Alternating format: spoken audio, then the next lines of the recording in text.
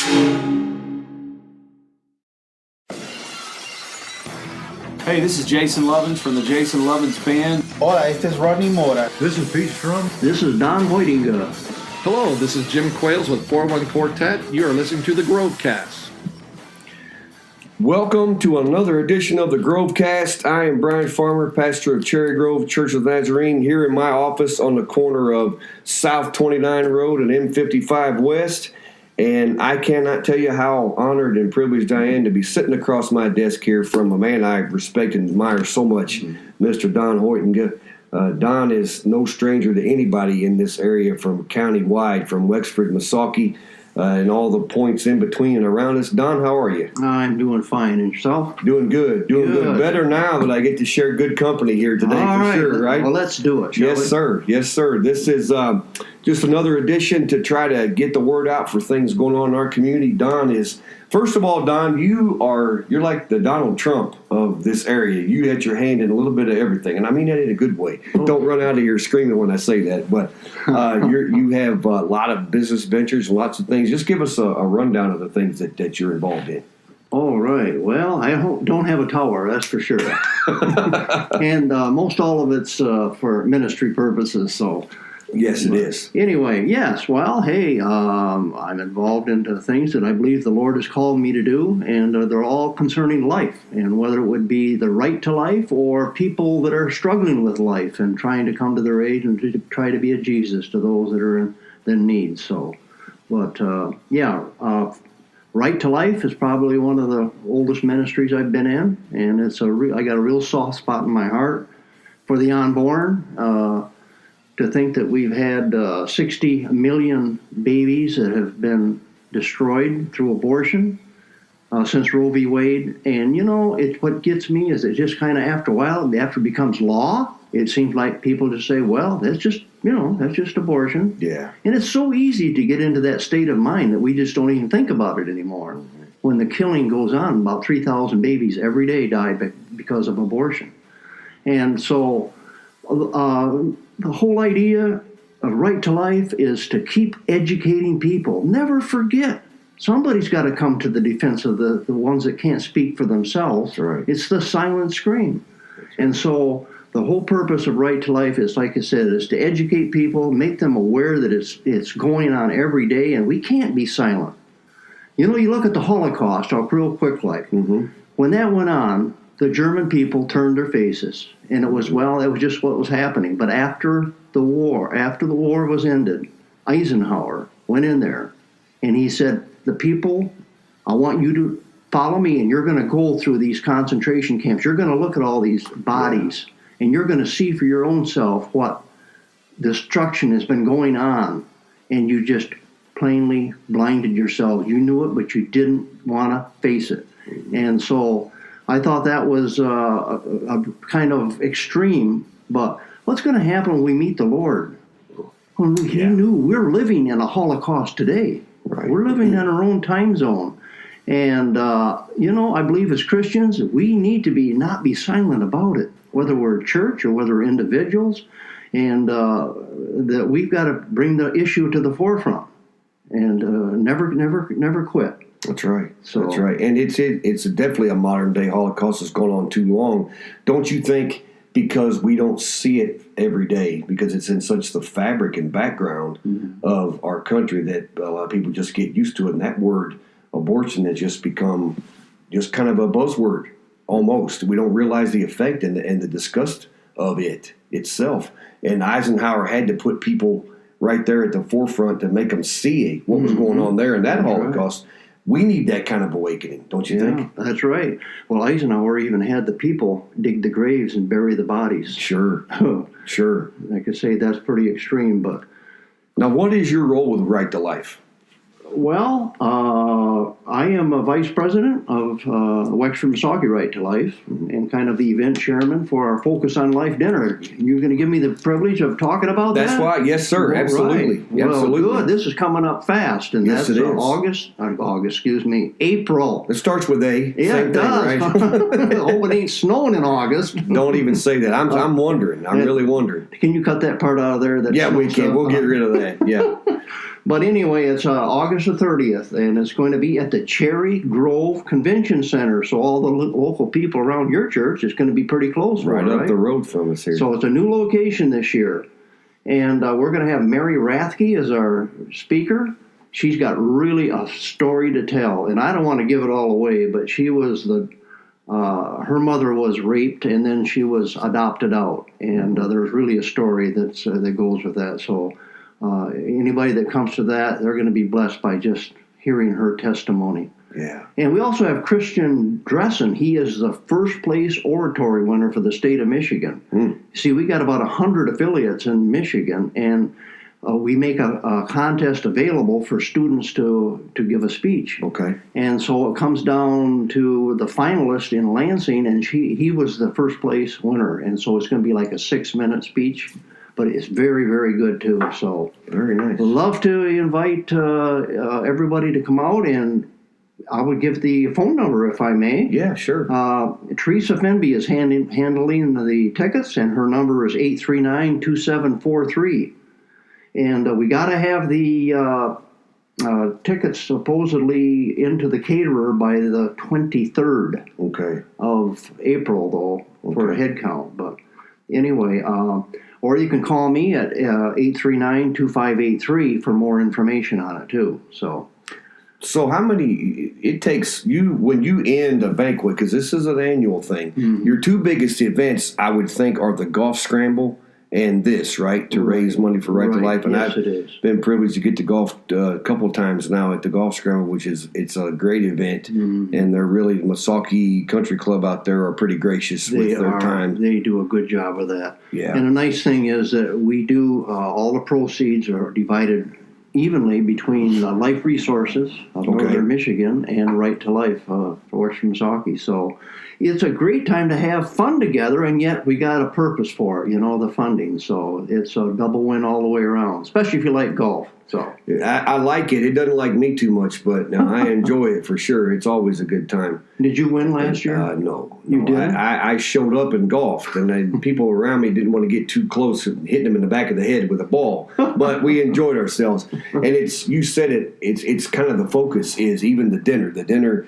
It's always amazing food, great fellowship. You have a great spirit there with that. But it's still what brings us together.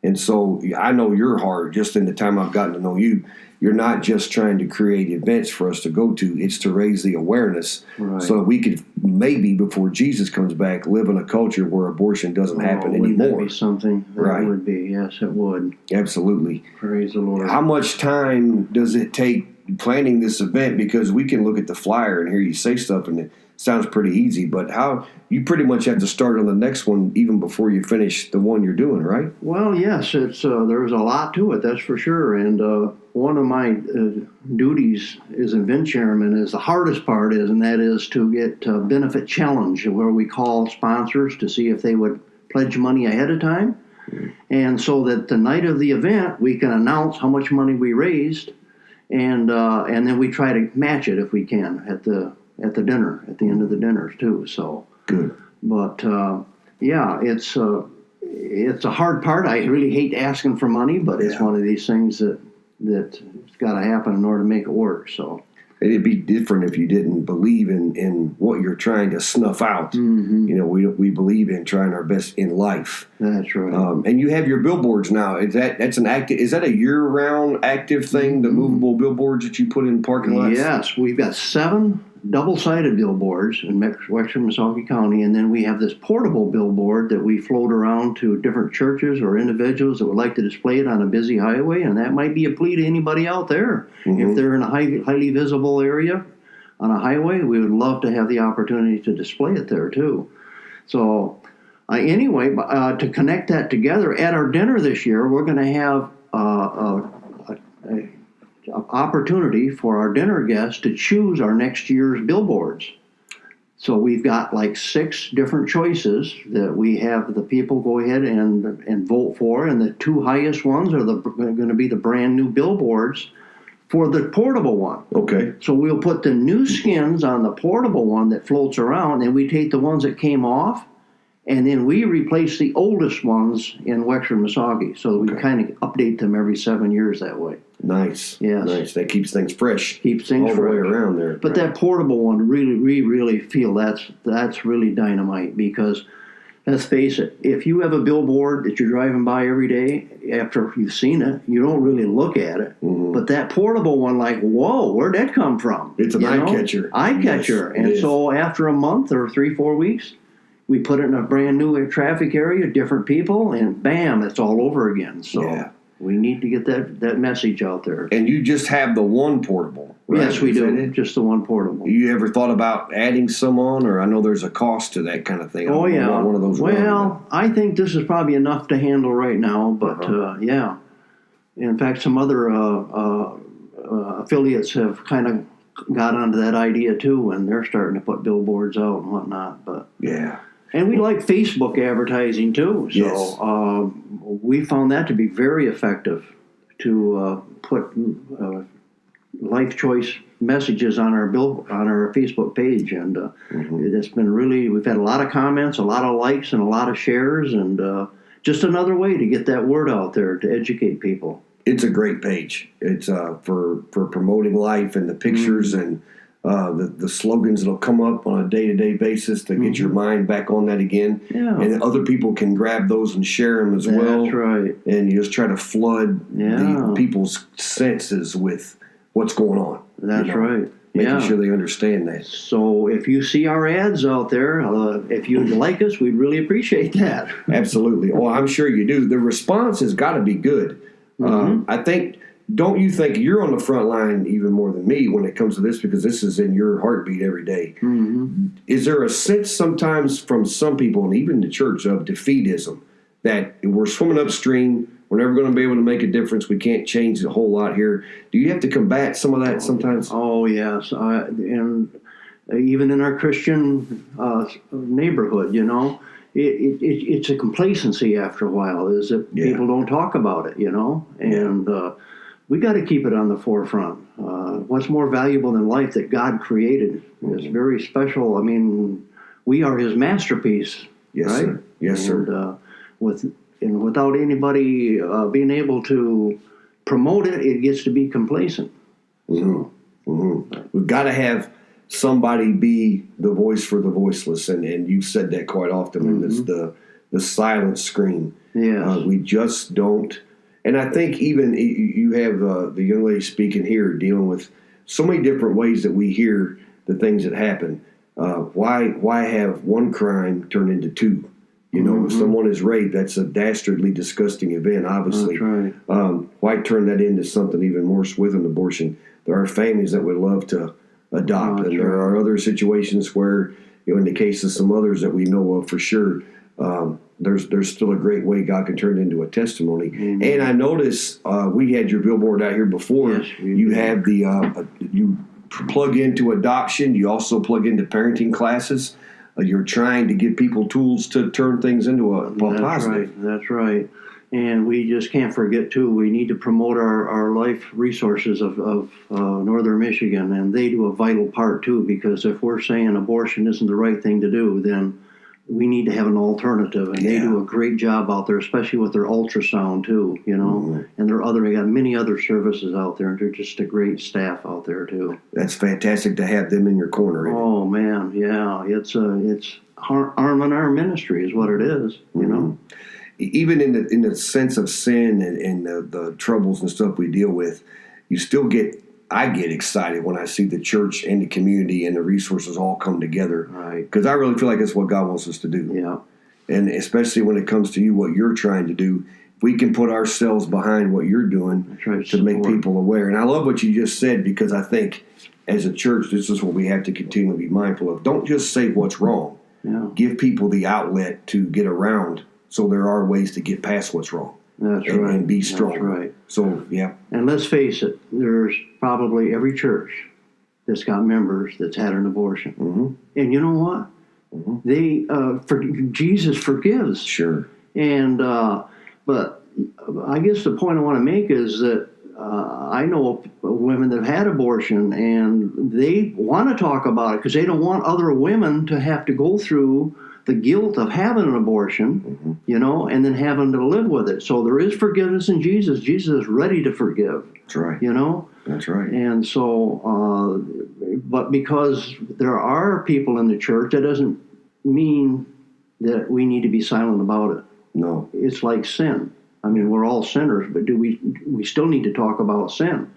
It's kind of in the same ballpark, or same as our salvation. Yes. We don't keep quiet about that because they've heard it over and over again, right? We keep it up because we got the good news, the message of good news too. So we got to keep hammering away at it, Keep it in the forefront. Keep it in the forefront. It's become such a political kind of a point, hasn't it? Yes. It's just now you're talking about life, the unborn life that it's at conception.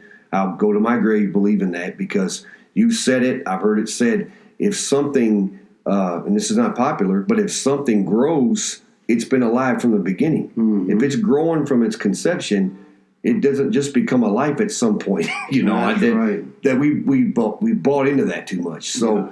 What I love about what you're doing is you do it with a loving heart. You're not trying to bash anybody. Oh, my. And what you just said is really the hallmark of the whole thing. Jesus forgives. That's right. It's not the scarlet letter. Oh, man, that's right. That's right. We have to remember that nothing is unforgivable. Jesus is always there. Always ready to forgive. Oh, another thing I'd like to add to is the other side of right to life, and there is a political side. Yes. And some people, they don't feel comfortable about the politics. But bottom line is that we have got to have the right people in the office, in the offices that are elected to, in order to be on our side. And if you look at Michigan, has been a red state for every political election practically. In the number of years, but look at how many people that we have elected into legislature and Senate in Michigan that are pro-life people. And we have more pro-life legislation passed in Michigan than any other state, and that's because we have the right people in office. We have the strongest pro-life laws in the nation. In fact, if abortion was overruled, Roe v. Wade would be overruled, we already have a protection in Michigan that would automatically take over. So, fantastic. Yes. That makes you proud for our state. That's right. For sure.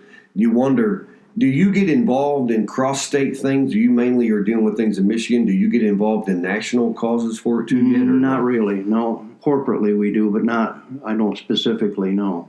Are there right-to-life chapters, though, all throughout the country? Yes. Well, I think there's 110 of them in Michigan alone, affiliates of Right to Life of Michigan. Okay. And I have served on the board of directors from the state level.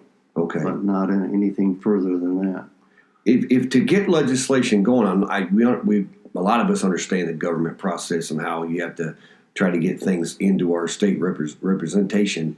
And we are blessed in our area to have great representation and people that love and listen and are for the right things. But if there's any kind of groundswell for that kind of thing, you guys get involved in that, trying to do that, especially on the state side. Well, tomorrow I'll be in Lansing for what they call Legislative Day. Okay. And that's when we have lunch with our legislators and senators. We sit down at the table, and before we meet with them for dinner, we have all of our proposed legislation, our pro-life legislation that we have in mind, like the license plate bill, and there's several others on the pro-life license plate bill. But we have probably 8 or 10 different pieces of legislation that we would like to get passed. So we try to get sponsors to go ahead and introduce the bill. Okay.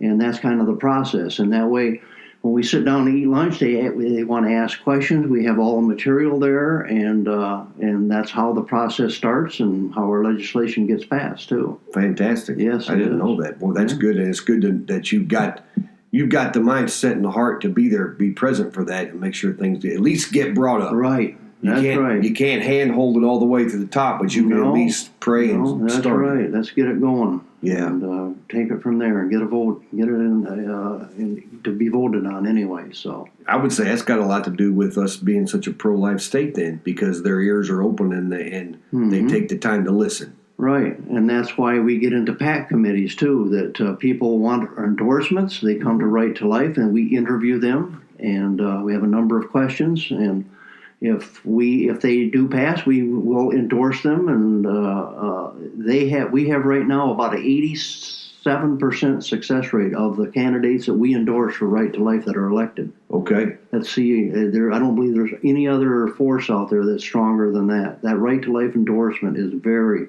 very important. Fantastic. Yeah. Fantastic.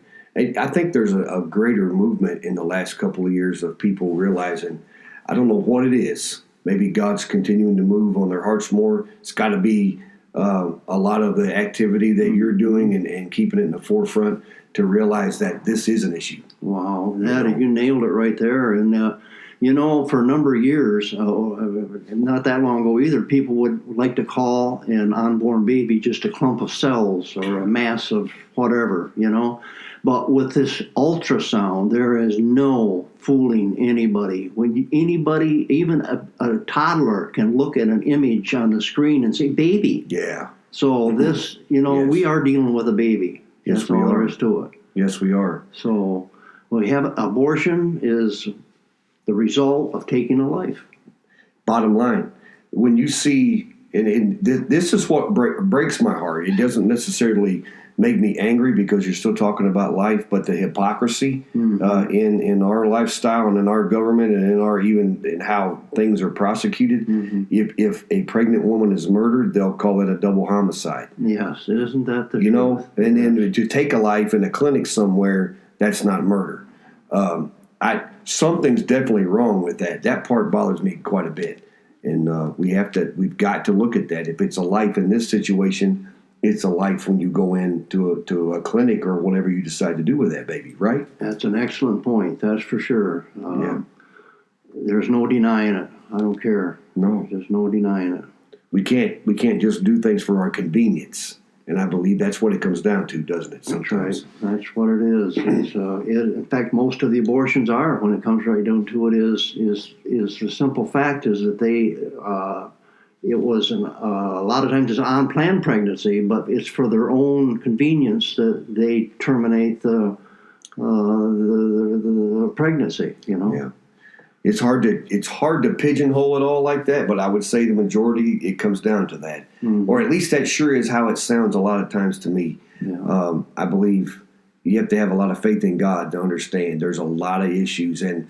Life is a miracle. It's more of a miracle for a child to be born than for it not to be born, That's simply right. because of how it all materializes. But to trust the Lord to say, if this is your will, then we're going to go through with this. And we have more success stories than horror stories, don't we? That's right.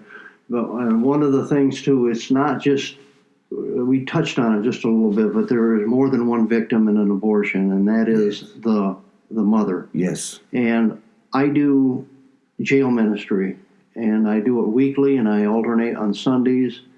And a lot of the women that are in jail, I believe a lot of times stems from having an abortion, and they have such a guilt complex that they start on the alcohol and drugs, and pretty soon that leads to something else. But when you get down to the root cause, a lot of times what caused them to alternate their lifestyle, and they're just losing respect for themselves. You know what I mean? Sure. Yeah. Yeah. So it's more than just the baby that's the victim. It's can't overlook that, and don't we have to be careful how we project this whole thing as if you're pointing a finger at them saying that they're terrible and they're bad. No, that's not it, is it? Absolutely not. No, and a lot of times they can't forgive themselves when Jesus forgives them, but they carry it, and they just carry it and carry it. Yes. Yes. And so you're really going to bat for both lives. It's the mother and the child. Right. That's right. Absolutely. But we could have church with this, Don, where you keep going down this road of forgiveness. If he can forgive me, he can forgive anybody. I always say that, and there's nothing that he can't forgive. And so you really are offering the love and forgiveness of Christ just in another sense to these. That's right. And that's exactly what they're looking for. It's not just the unborn baby. It's the mothers too, That's isn't right. it? And the families, the siblings, they're all drawn into it too. Absolutely. They all get included. Well, there's enough ugliness and darkness in the world that we don't need to proclaim like we're Christ Crusaders, like we're going out on some kind of gathering job to just make everybody feel awful. No, that's not what you're doing, are you? Absolutely not. No, we don't want to. We have a lot of billboards out there, and abortion is a nasty, ugly thing. Mm-hmm. But we don't need to portray body baby parts and saying that abortion is murder. Mm-hmm. We need to do it and confront the people in the middle of love. Yes, the love of life and what it means, and it's God's creation. It's precious, mm-hmm. And so we want to be careful how we try to educate people and make them aware of what abortion is, mm-hmm. because it is all of that. But we just got to be careful how we present it, because we got to present it in love. Yes, and hopefully that's what the images that we portray. I hope that people reflect on that too, that there is love, and that's what it's all about. I can tell much prayer and thought and care into how you portray, whether it's on the website or whether it's in the billboards or the mobile billboard, whatever. I see anything out of the Wexford Missaukee chapter for sure, because it's the only one I'm familiar with. Yeah. And knowing you and knowing you're a part of it, you can only see help and love come out of that. That's right. You don't sugarcoat it, but it's not in a ugly, confronting way. Yeah. And I think if you're going to draw people in, you've got to do it that way. It's got to be love. If we don't have love, what do we have? That's right. No, we just alienate people. And people that are on the middle, when they see that type of advertising or promotion, they just dig their feet in the ground, and they you know what I mean? Yeah. They're not going to be persuaded at all by that type of promotion at all. No, and that it doesn't.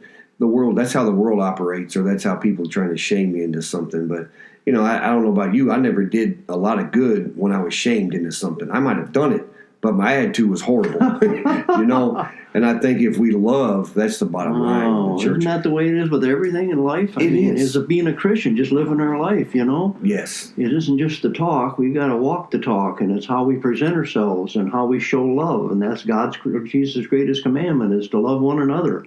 Absolutely. And that's the way we need to. And if we're going to impress people for Christ, it has to start with us. Yes, it does. Yeah. If don't you think love gets kind of misunderstood into thinking that it's weak? If we say we're going to present these to these mothers or to these people that are dealing with abortion and either the pain of it or the decision what to do, and they say deal with it in love, they automatically think you're not going to tell them the truth, or you're not going to deal with them head on. Isn't that crazy? Yeah, I know, perception. Yeah. And but if they look through the smoke and mirrors of what the abortion industry tries to portray, mm-hmm. like Planned Parenthood, and I guess we don't need to get into that. We could be on here all day long. That's a week-long story right there. Yes, especially with all the selling of body parts and all that. It's just atrocious. Yeah. If you can offer a cup of cold water, Jesus said in his name, and I believe that's what you're doing. Mm-hmm. I believe you're just offering help the best way you can to those that you come in contact with and be out there, That's right. You were talking about ultrasounds. It's been proven more and more now that a higher percentage of mothers, when they actually hear that heartbeat and see that ultrasound, that the abortions plummet. Right. They make that decision. That's part of me, and I want to keep that child. Right? Yeah. You couple that ultrasound viewing along with the latest scientific facts that baby growing in a womb is not them. It is a completely different DNA. That baby is a completely different DNA, and it can have a different blood type than the mother. Yeah. And so the saying, well, it's my body. Well, it's not really. Mm-hmm. First of all, you can see it, ultrasound, and when the scientific facts prove that it is identity all by itself, that's a completely different individual. It is a human on its own. It's a human on its own. Absolutely, right. It is. Yeah. And you're doing the best. The song in my brain right now, and it's a lonely place up there in my brain sometimes, but rescue the perishing, care for the dying. Jesus is merciful. Jesus will save. Oh, and that's what you're doing. And it's a great, great ministry, great job. And it's 24/7. Well, I'll tell you what, we at Wexham Soccer Rights to Life really commend you and this church for all of your support too. And we really need to do this together. Yes, sir. We should be elbow and elbow, arm in arm throughout the whole community. Yes. Together, because this is probably the most important issue that we're facing today. And I believe that's one of the biggest reasons that our nation is losing its blessing. Mm-hmm. We've been a blessed nation. Yes, I mean, we have been blessed beyond anything in the Bible, but we are losing that blessing. Mm-hmm. And I believe that a good part of it is simply because we've walked away from God, mm-hmm. and it's showing up by the abortion numbers that we're doing right now, the number of people, innocent babies that we're killing. Mm-hmm. And I believe it's all stemmed from a combination of walking away from God. And the next thing is all the violence that's out there today with the games that's being played by these young kids of killing people. Yes. Their kids are getting desensitized. Yeah. And value for life is getting lower and lower. Yes. Abortions, we can kill our on board. We can HD on these games they play. We're killing them on lifelike people. Mm-hmm. Then the shootings that's taking place, if there is no regard for life, no respect for life, mm-hmm. see how that cycle keeps working? Yes. And we are getting lower and lower and lower, and we're getting, I believe we're losing our blessing from God as a nation. Absolutely. Yeah. I've heard it a lot, and some call it extremism, and I don't believe it is. I believe it's a thought of the children that are murdered. Who knows what they could have done? Mm-hmm. How they could have advanced the cause mm-hmm. of the gospel. They could have been great science minds, medical minds. That's right. Great people of the day. Who knows? That's right. Could it be a cure for cancer out absolutely. There? Real easy. Not to say that they aren't still out there among the living. I mean, when you think about all the lives, though, that have been taken from this, we're taking our future and just absolutely removing it. And it's a scary position to be in. It is. So it's up to us to do our best, isn't it? That's right. That's right. Of all the nations in the world, too, by the way, what is there? How many of them will allow abortions in the third trimester? I think there's like 6. There's only 6, aren't there? I think so, in the whole world. Can you believe that? And the United States is one of them? I heard that. I just heard that a couple weeks ago. And I don't want to say I was totally surprised because understanding our climate, but it hurt to hear that at that point. To think that all the other countries, have a better grip on it. Man. That's not to say it's not life to begin with, like I said, but that's sad. Yeah, very sad. We want to be proud citizens and patriots. Sure. But when we look at them kind of facts and figures, we want to bury our head in our hands, don't we? Yes, we do. And can you imagine how Jesus feels? Yes. I mean, he when he said, "Suffer the little children to come unto me," when they said, remember, and he brought them to his knee. You've mentioned this a lot of times when I've heard you speak. He wanted them around because they can. Yes, they're loud and they need attention and they need love, but they're our future and they're innocent. Bottom line, that's right. And we love them very, very much. So I thank you for what you're doing. Well, very, very much, Don. I'm so proud to be able to serve the Lord and let the Lord get all the credit too. Yes, sir. All that's being done. So. Yes, sir. That's right. Well, thank you for bringing our attention to it in our region right here and all that you do.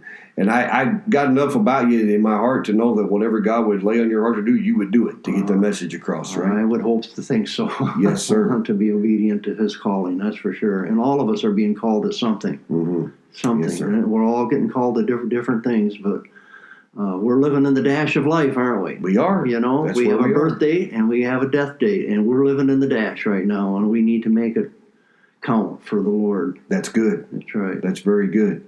So Monday, April 30th, Cherry Grove Convention Center, right? Convention Center up there. That's right. And who's our speaker again, did you say? Her name is Mary Rathke. Okay. She's actually a Kalkaska native. Okay. But, she is a nationwide speaker now. She's been endorsed by James Dobson. She's been on speaking tours. So good. I have heard her speak myself in Lansing here about a year ago. Mm-hmm. A year ago. So good. I can vouch for her, and I know that anybody that goes will be blessed. Sure thing. Yeah. Sure thing. Well, we'll be there, and our church has a table there, so we'll have people there, and we'll contribute and do our best and pray for it, and just know that God's going to bless that That's event right. for sure. That's And right. then when it comes time in August, make sure my clubs are cleaned off. Make sure I don't hurt anybody. It'll We'll be in be a June. part of that too. That's in June. Yes, that's in June. That's the Saturday before Father's Day. Oh, okay. Yes. Okay. That's See, right. I got way ahead of myself I there, guess didn't you I? did. That's The right. snow's bogging my brain down out here, I think. But any last words for us, Don? Do you want to share anything that's on your heart right now? I think that's about it. We do have Sanctity of Life Sunday. We thank you for being the host church out here. We try to alternate that between Wexford and Misaki every year. And this year it was Wexford, and thank you for supporting and holding that service out here too. So next year we'll be in Misaki again. Well, so. we were honored. It was something to be a part of, and really eye opening when you did the candlelight vigil for the aborted babies out by the roadside out there. Really brought to life and made it personal for sure. So, like I said, thank you for what you're doing. Well, you are so welcome, and God bless you, and thank you and your church too for all you do for life and for everything else for the community too. Well, thank you, you. An honor today to share the room with you, Don Hoitenga, a great man of faith and a man of God, just a humble man who loves Jesus and loves life. And you're in our prayers. You go to Lansing as you keep planning your events and all that you do for God to just protect you. Amen, brother. Absolutely. Thanks for Thank sharing you. time with All us right, today, you Don. betcha. God bless All you. right. God bless you. And you too.